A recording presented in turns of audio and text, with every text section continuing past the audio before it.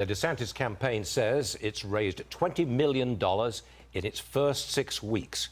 The super PAC supporting the governor has raised $130 million since its launch in March. A lot of money. Hal Lambert is a backer of DeSantis and joins me now.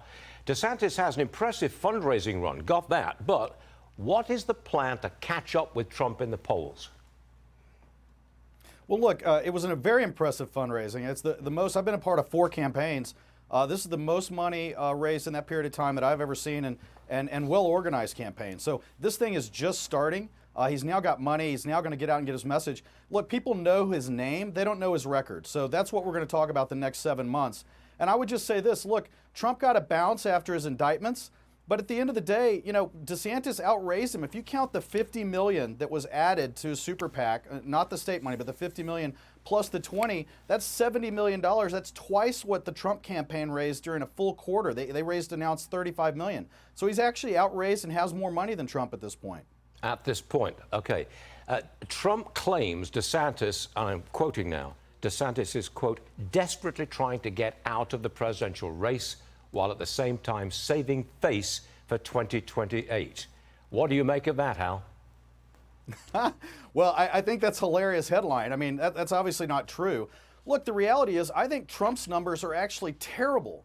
I mean, Stuart, if you look at this, Trump's just over 50% in the Republican primary. That means almost half the Republicans don't want him. He's effectively an incumbent president, and half of his own party doesn't want him. I mean, look at Joe Biden. He's up to 70% in a number of his polls, and the guy can't even read a teleprompter. And he's way ahead within his own party. I think these numbers are terrible for Trump. If anything, he's the one who should get out of the race. I mean, if he is the nominee, we are going to lose. He is our Hillary Clinton. He is the Republican Party's Hillary Clinton. And what do I mean by that? In 2016, Hillary Clinton bullied her way through that primary. The Democrats didn't really want her. The far right hated her and turned out in droves against her in the general. The far left hates Trump. They're going to turn out in droves against him.